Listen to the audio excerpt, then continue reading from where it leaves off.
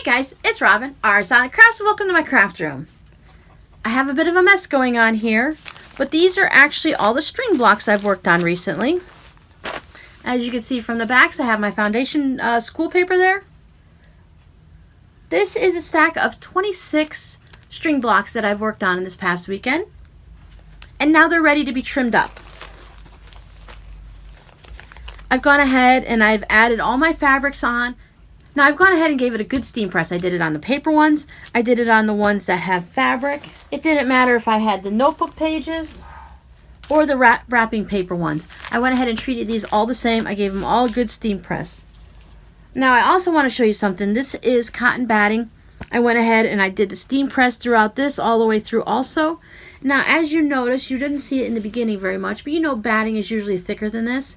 But because I pressed it every time I put a strip down, if I were to do this as a quilt as you go, I would definitely avoid using my iron and pressing it, because every time I went ahead and gave it a good iron and pressed everything flat, I hit it with some steam, my batting would get thinner and thinner. It would go ahead and shrink my batting, and it would tighten it all up and make it not as thick.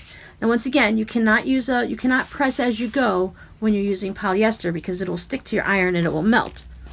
But you really don't want to do it too much when you're using cotton batting either. You want to go ahead and press it with your fingers more than anything, so that you don't have really thin batting, unless of course that's the look you're going for. Because I've gone ahead and I've compressed all my fluff down, and now it's just as thin as if I were using a fabric foundation.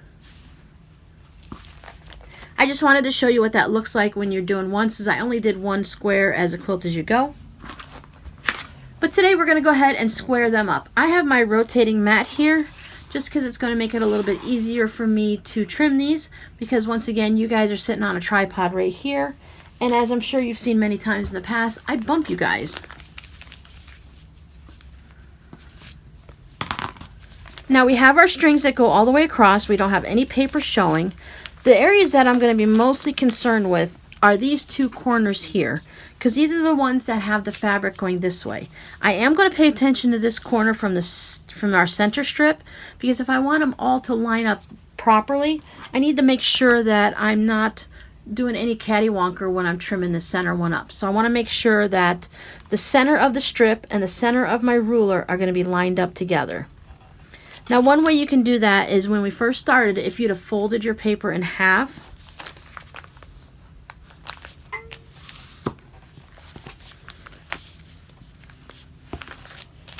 you would have that crease, see that little fold line right there? And then I can take that fold line and line it up with the center of my ruler.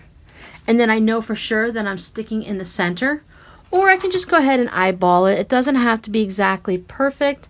I can kind of wiggle my ruler around. Now that I know it's there, I want to actually put it on there automatically.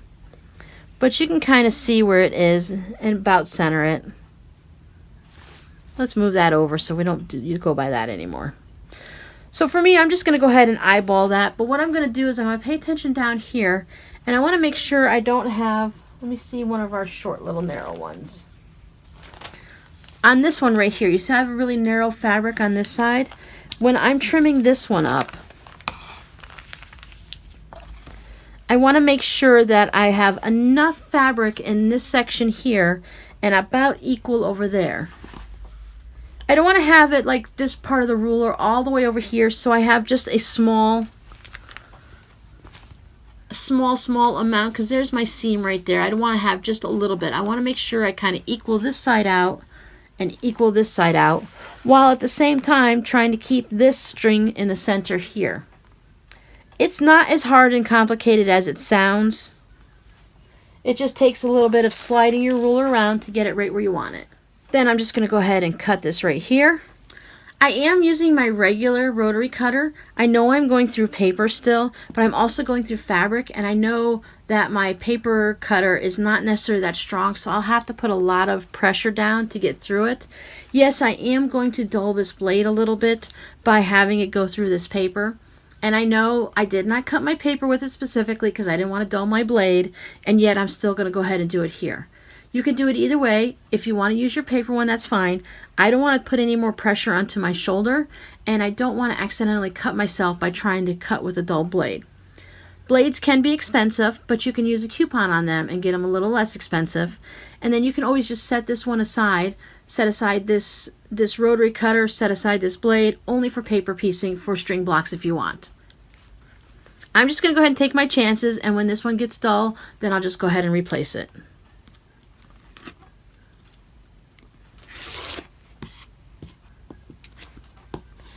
Now, several of you told me that I shouldn't use my rotary blade to slide this fabric across.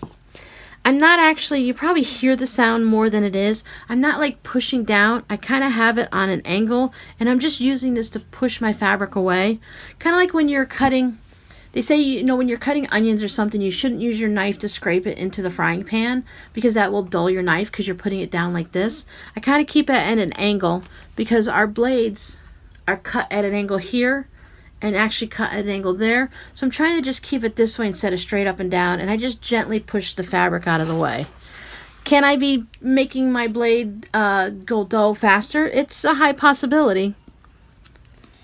But it's just one of those things that it's just a habit I have, and I could break it and just go like this every now and then, and I might think about doing that occasionally. Let's see if I can do it. Yep, look, I can do it. But it's just one of those things that I do, and if you're worried about your blade going dull any faster, then you can go ahead and do that by hand. So now I have all these little extra bits left over here. Now most of these, as you can see, are quite small. If you are one of those teeny tiny crumb block sewers, you can use these for your next crumb blocks. If you like to make the pet beds for the animal shelters by filling up a pillowcase with all these scraps of fabric, you can go ahead and do that. But just remember, you do have some paper on there that you're going to have to take off first. But I tend to just go ahead and make a pile with this, and then I throw it away. So once again, this is what one of our scraggly blocks look like. And then this is what it looks like all trimmed up. Now doesn't that look much nicer?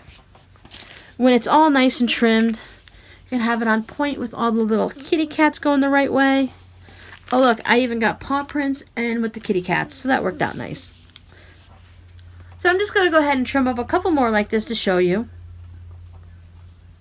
But that's all it really is. It's really a simple process of trimming these up because you're just following the paper foundation already. Now, if you cut your foundations exactly to the size you need, 6.5 inches, if that's what I'm using today, because I'm using the ease of a 6.5 inch ruler, that's why I chose that size, you can just go ahead and lay it down and then just trim right along the edges if that's where you had it set up. As I've said, I make mine 7 inches, so I'm going to be trimming about 1/4 inch off of each side. Sometimes I get a little wobbly and I get really close to the edge. And sometimes it's even all the way around. It all depends.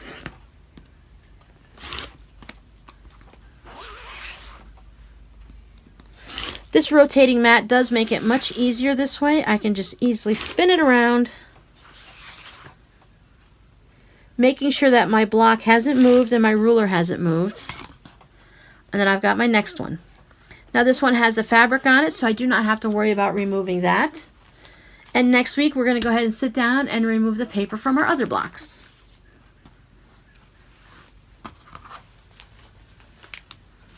It's no different when you're using the telephone book. You can go ahead and line up our center square here. Kind of guess where it is in the center. Make sure you have it all nice. I do like to roll back first and then forward when I'm trimming. Let me put that over there so you can see a little better. So when that's just for my first one. Like now I've already got this part cut, so I can just go ahead and cut around. But when I'm cutting my first strips, my first cuts,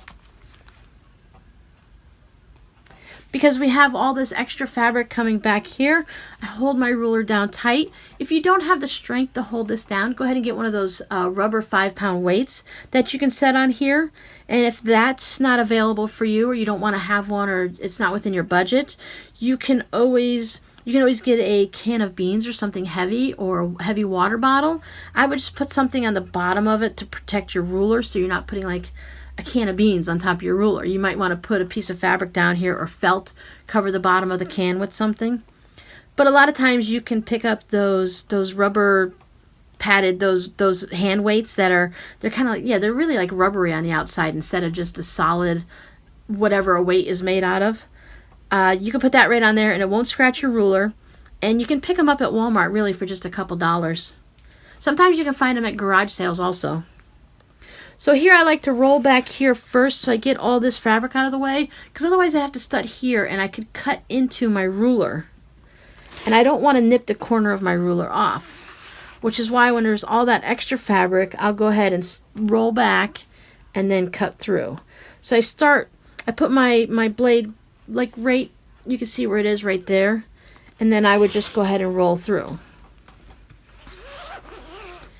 After a while, the corners of your rulers can get a bit rounded because you keep chipping at it with the rotary blade, or you keep dropping it on the floor, whichever works, you know, whatever happens in your craft room. So there's another one. Now, as you saw in here, I did have several of these pieces of fabric that are larger. I go ahead and keep a pair of scissors nearby because a piece of fabric like this is definitely not going to go in the trash. I can easily add this to another string block or my crumbs. Even I would save something that large. But I might just go ahead and put it right to where it's the stitch spot here. These are stitched on the diagonal, but I'm going to go ahead and just slide my scissors in until I hit that seam and just trim it.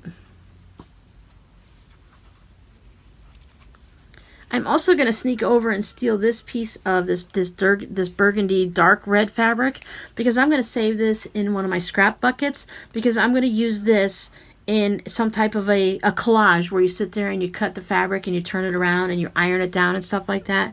I'm going to use this in an art quilt because I really like this color. And along those lines, I'm also going to steal this orange. Even though they're small pieces, for what I plan on doing with them, I can use these in an art quilt. I don't tend to need any of the print fabrics like this. And I am being a little bit particular in what I save. I'm not going to save, like this is a solid, but I know that this fabric doesn't say anything to me. And even though this is a dark red, it's not this same. See how this one is kind of that mottled, the muddy ones with all the different colors, like a grunge color. So I won't save this, but this one has depth, so I will save that. And the orange is the same way. I believe this orange, yes, see this orange has got some yellow in it. It's not just one solid color. So I save it. I have an old peanut butter jar that I save things like that. Now I might want to, if I'm thinking about doing a flower project, I might want to go ahead and save that flower or something. So while I don't always save the fabric, I do kind of pick through and take a couple things here and there. So I'm not completely crazy. I don't say I'm a scrapper and I throw away a whole bunch of stuff. I do save some things, but a lot of times things like this, it's just, I have to let go sometimes, right? You can't save everything. Well, you can try, but you're probably going to run out of room in the house, right?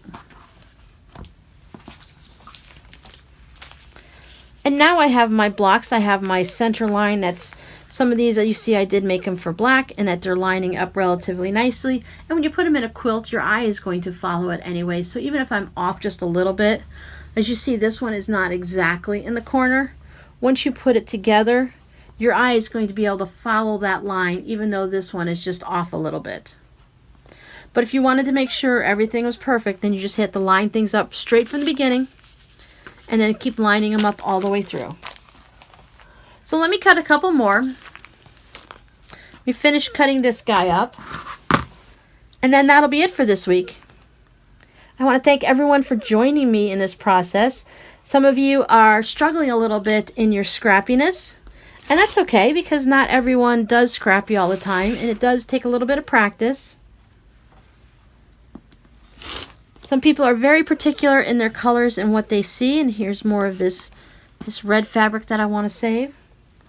And other of us just, willy-nilly. I got cupcakes and trucks and flowers, blues and blacks. Once again, I didn't get it exactly in the center, and I'm perfectly fine with that. That's going to add a little bit of a wonk to my line, and I'm good. I got football and sewing, and I've got unicorns. What more can you ask for? And if you notice, I You might see that as I was sewing this in the beginning, I'd started stitching the colors down, and then I thought, oh, I'm just going to go ahead and put the novelties on one side and the solids on the other, just to see how that turns out. And I don't know what it's going to look like in a quilt, because I probably only have one block like this, but it's still fun. Now when we're doing the batting, it's still going to be the same way. I've got my batting side up. I'm going to put my ruler in a place that I think is going to work for my diagonal, and I make sure I have enough fabric on both sides.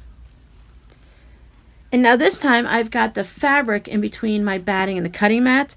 So when I cut this, once again roll back, the batting is not going to stick in my mat because it's got the fabric in between to protect it. So as you see, it's not sticking at all. I don't have any issues where I'm going to have to clean this mat.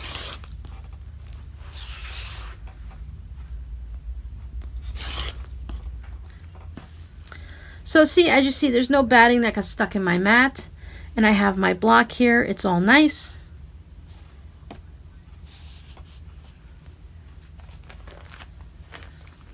I say one more and then that's it. I'll let you guys go. And then we'll come back next week, as I said, and we'll pull the papers off.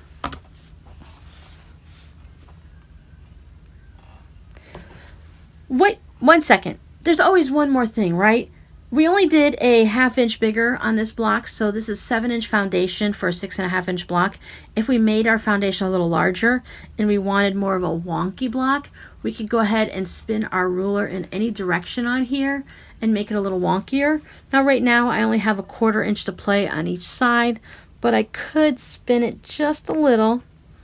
Make sure my ruler is on top of the paper all the way around. I don't think we're going to see very much because, as I said, we only have a little bit of space that we could spin it in.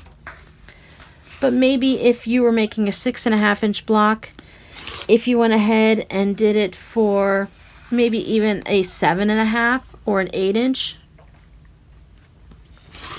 If you wanted plenty of wonky room, you can go ahead and go up to maybe a 9 or 9.5 inch foundation. But you are going to go through a lot of fabric that way that you're going to be cutting off here. But you can just remove it from the paper and use it again. Now you see, just spinning it that little bit, it just changed where our center is. It doesn't look any wonkier than any of the other ones we've already made. So if wonky is the way you're going, that's something you need to plan straight from the beginning.